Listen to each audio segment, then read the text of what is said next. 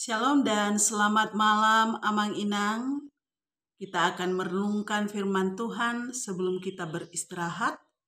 Dan sebelumnya saya mengajak kita untuk bersatu di dalam doa. Kita berdoa. Damai sejahtera Allah yang melampaui segala akal dan pikiran, itulah yang memelihara hati dan pikiranmu di dalam Kristus Yesus. Amin. Firman Tuhan yang menjadi santapan rohani untuk kita renungkan pada malam hari ini diambil dari kitab Yesaya 19 ayat 14 sampai ayatnya yang ke-18. Demikian bunyi firman Tuhan. Saya baca untuk kita dalam bahasa Indonesia. Tuhan telah mencurahkan di antara mereka suatu roh kekacauan, dan mereka memusingkan Mesir dalam segala usahanya. Sehingga seperti seorang mabuk yang pusing waktu muntah-muntah.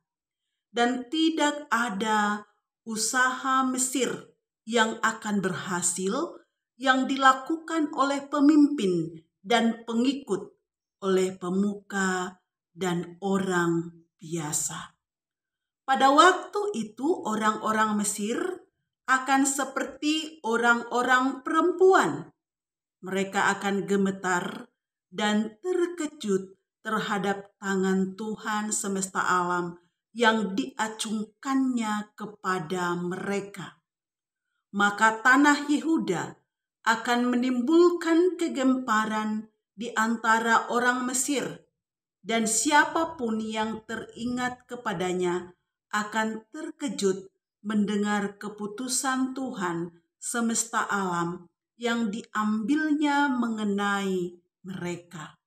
Pada waktu itu akan ada 5 kota di tanah Mesir yang berbicara Kanaan dan yang bersumpah demi Tuhan semesta alam. Satu di antaranya akan disebut Ir-Hedes. Demikian pembacaan firman Tuhan. Tema untuk kita renungkan pada malam hari ini adalah sembahlah Allah saja. Hal yang sering dilupakan oleh manusia adalah manusia diciptakan untuk menyembah Allah. Manusia diciptakan untuk melayani kehendak Allah.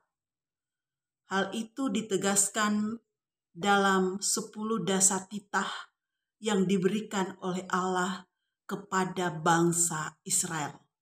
Utamanya kita bisa lihat dalam dasar titah yang pertama dan yang kedua yang berbunyi demikian. Dasar titah yang pertama. Akulah Tuhan Allahmu, seru Tuhan kita. Tidak boleh ada Allah lain kecuali aku. Dasar titah yang kedua berbunyi, jangan perbuat bagimu patung yang menyerupai apapun yang ada di langit, atau yang ada di bumi, atau yang ada di dalam air, untuk disembah atau bertakwa kepadanya. Maksud dari dasar titah ini Amang Inang adalah kita harus takut serta kasih kepada Allah. Sebab itu jangan bersembah sujud kepada Allah lain atau meminta kehidupan dengannya. Dan jangan memanggil roh-roh atau berkeyakinan kepada tenungan-tenungan datu. Dan jangan yakin kepada benda bermakna sakti. Matius 4 ayat 10 berbunyi, ini perkataan Tuhan Yesus. Maka berkatalah Yesus kepadanya, enyahlah iblis, sebab ada tertulis, engkau harus menyembah Allahmu dan hanya kepada Dia sajalah engkau berbakti. Namun hal yang ironi terjadi. manusia kerap tidak bertanggung jawab kepada penetapan Allah atas dirinya. Manusia tidak menyembah Allah. Manusia berjalan menentang kehendak Allah, bahkan rencana keselamatan yang telah diberikan oleh Allah. Mesir adalah salah satu contoh bangsa yang tidak menyembah Allah. Bukan itu saja, bangsa Mesir sangat meninggikan dirinya karena dewa-dewanya dan kemampuannya. Yesaya pasal 19 mengisahkan tentang apa yang akan terjadi kepada Mesir karena melawan Allah dan tidak menyembah Allah. Hal yang ironi juga dicatat bahwa Mesir pernah menjajah Israel. Konsekuensi dari perbuatan bangsa Israel adalah yang pertama, bangsa Mesir akan mengalami kekacauan.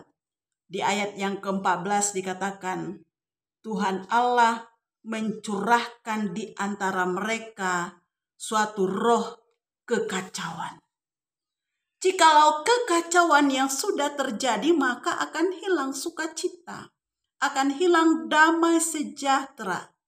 Ini yang akan dialami oleh bangsa Mesir. Mereka tidak akan hidup lagi dalam damai sejahtera. Konsekuensi yang kedua adalah tidak akan ada usaha yang berhasil, baik yang dilakukan oleh pemimpin, yang dilakukan oleh rakyat, apalagi yang dilakukan oleh orang-orang biasa. Usaha upaya mereka akan sia-sia dan menemui kegagalan. Yang ketiga, bangsa Mesir akan takut kepada Yehuda. Selama ini yang takut kepada Mesir adalah bangsa Yehuda. Kenapa? Bangsa Mesir adalah bangsa adikuasa dengan kekuatan perangnya. Bapak Ibu yang terkasih, tak satu pun yang akan lolos dari hukuman Allah, dari murka Allah. Perlu kita pahami bahwa dunia ini tidak berjalan tanpa arah. Manusia diberi kehendak bebas untuk bertindak, tetapi rancangan Allah akan digenapi pada waktunya. Mesir bisa saja merasa hebat dengan segala kemakmuran dan kekuasaannya. Mesir boleh saja menyembah berhala dan mengagungkan dewa-dewanya. Mesir boleh menindas Israel. Tetapi Mesir akan melihat bahwa Allah, bahwa dewa yang mereka agung-agungkan di hadapan Allah tidak ada apa-apanya. Kebanggaan Mesir salah satunya adalah sungai Nilnya. Firman Tuhan berkata di ayat yang ke-5, Sungai Nil yang dipandang sebagai anugerah dari dewa-dewa ini bahkan akan dibuat kering oleh Tuhan. Dengan keringnya sungai itu, bukankah bermakna bahwa Allah yang mereka sembah juga adalah Allah yang mati? Kemampuan perang dan kemegahan kotanya tidak sebanding dengan kemegahan Allah. Bangsa yang membangun dirinya di atas kesombongan dan penindasan akan Tuhan porak-porandakan, hingga mereka kehilangan nyali dan menyadari betapa kecilnya mereka di hadapan Tuhan. Bahkan salah satu kota mereka akan menjadi Irheres, yang artinya kota kebinasaan. Tindakan Allah dalam menghukum Mesir menjadi kesaksian bagi kita bahwa Allah tidak akan pernah tinggal diam kepada orang-orang yang tidak menyembahnya. Kepada yang meninggikan dirinya, tidak ada keuntungan dari mengabaikan panggilan Tuhan untuk menyembahnya. Jangan pernah sirik dengan mereka yang tidak menyembah Tuhan, yang kalau hari Minggu mereka pergi berlibur tanpa harus ke gereja, yang menghabiskan waktunya tidak mengikuti kegiatan-kegiatan gereja, yang tidak menyembah Allah. Jangan pernah sirik dengan mereka. Jangan pernah sirik dengan keberhasilan orang yang tidak menyembah Tuhan. Jangan pernah sirik dengan apa yang dimiliki orang yang tidak menyembah Tuhan. Sebab Tuhan tidak tinggal diam. Akan ada waktunya Allah akan menghukum mereka yang tidak menyembahnya. Maka daripada itu, Amang Inang, mari hanya menyembah Tuhan Allah saja. Sembahlah Tuhan pada segala waktu dan keadaan. Sembahlah Tuhan waktu suka dan duka. Tunduklah kepada kuasa Tuhan.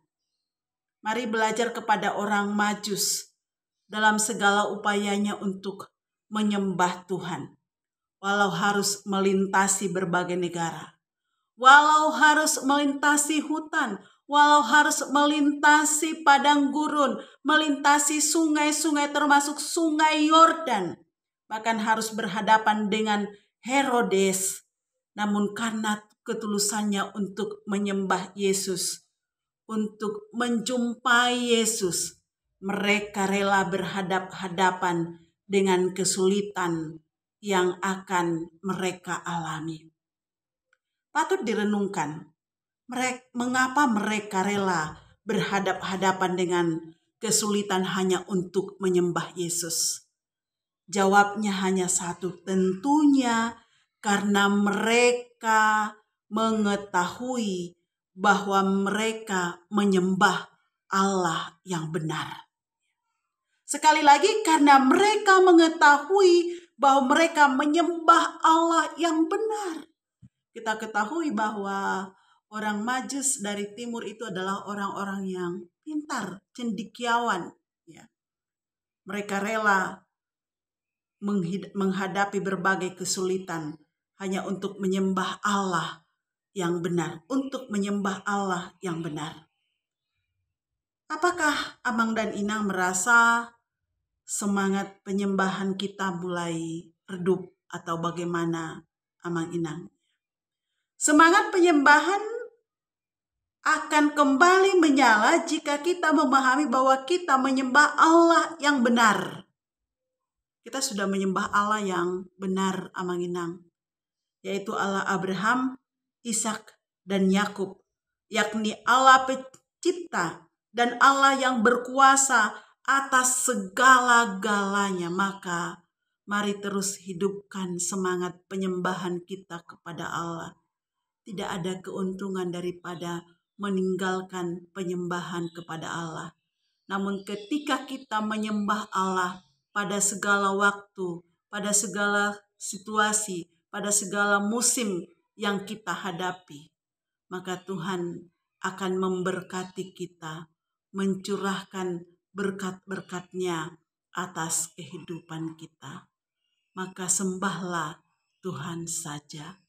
Amin. Yang berbahagia adalah kita yang mendengarkan firman Tuhan serta melakukan dalam kehidupan sehari-hari. Kita bersatu di dalam doa. Kami bersyukur untuk firman-Mu yang Engkau perdengarkan kepada kami. Biarlah kiranya oleh kebenaran firman Tuhan, kami semakin dibentuk menjadi penyembah-penyembah Allah. Oleh kuasa Roh Kudus-Mu, kami yakin bahwa kebenaran firman Tuhan malam hari ini yang kami renungkan akan menguatkan kami dan terus memotivasi kami dalam penyembahan kami kepada Engkau ya Tuhan. Terima kasih Bapa untuk firman-Mu. Di dalam nama Tuhan Yesus Kristus kami berdoa dan mengucap syukur. Amin.